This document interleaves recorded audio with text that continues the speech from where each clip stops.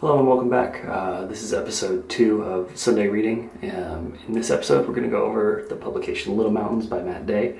This is a recent publication, but I do believe it's sold out. This was the first printing. It was a run of 50.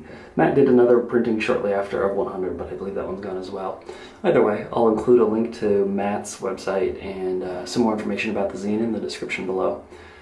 If you're not familiar with Sunday Reading, this is a video series in which I discuss independent publications based almost exclusively around photography. I do have some published works that are written poetry, but I do kind of want to keep it around photography for now.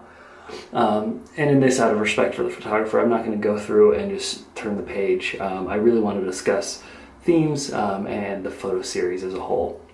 So let's get started here.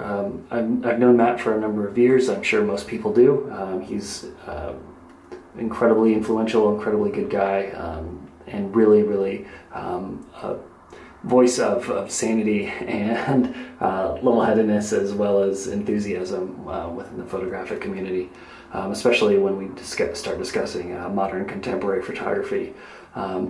Matt's based out of the Midwest, kind of starting off on a Midwest theme here. I think the publication I'm going to talk about next week will be from a Midwest photographer as well.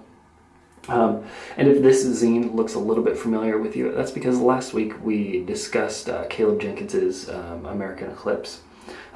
This publication was printed and constructed by Caleb, so it uses the same 5x7 dimension wax thread for the binding here, and then if we go to the title page on the back here, you'll see the copyright information, and then design and print by Caleb Jenkins. So this zine is based a lot around Matt's experiences with nature, his hikes out into the foothills of Midwest America, I should say, and primarily focused on landscapes and solitude.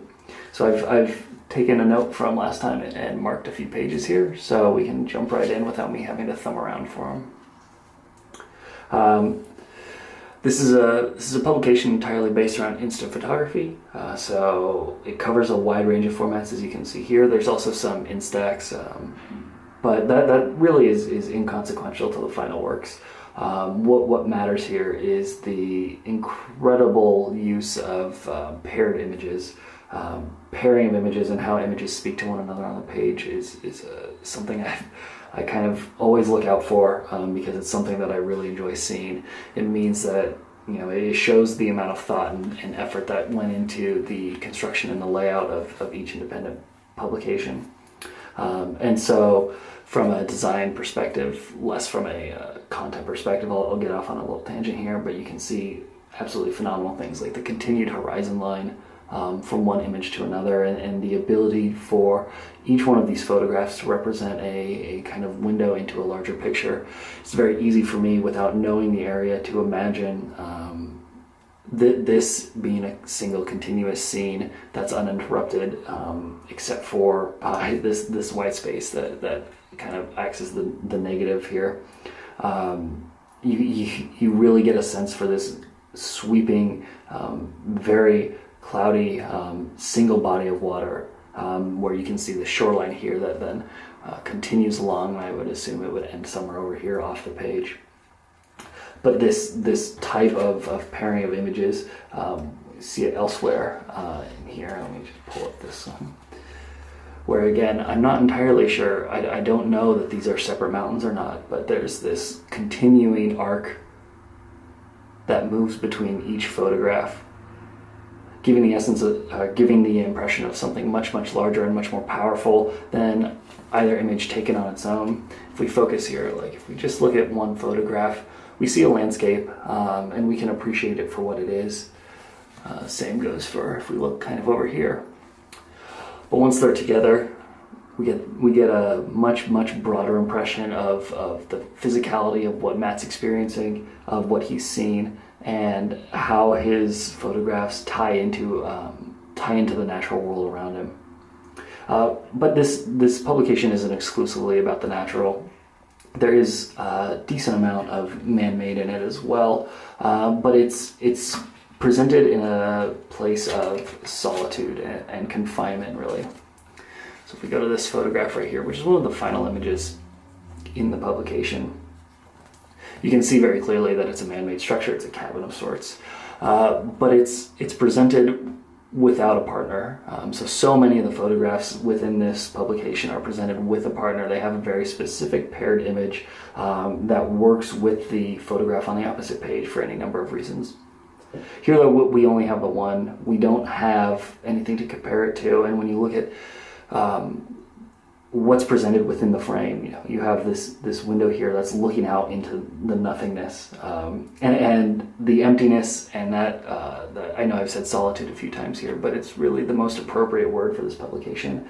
That sense of abandonment is really what we get as an overarching theme within this publication. It's something that a lot of photographers will attempt or reach out for, and it doesn't always work. It's people think of alone, being alone, and the self specifically, and what does that mean for you? What does that mean as a photographer? What does that mean for the things that I experience? And trying to wrap that up into a nice package and present it to the viewer. That's a dialogue that doesn't always go as smoothly as we might like it to.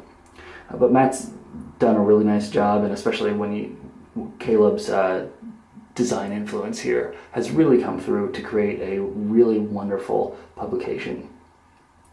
Again, it's unfortunate that it's sold out, and that I don't believe any more copies will be printed. The ability for something to be a limited edition as it relates to photography is something that I touched on a little bit in my last video, the last episode of Sunday Reading. And whether or not you agree with how limited certain publications are, I believe in this instance it really is something that is important for the publication itself. If this were an open edition, I'm not sure that the messages that are in here would be as powerful.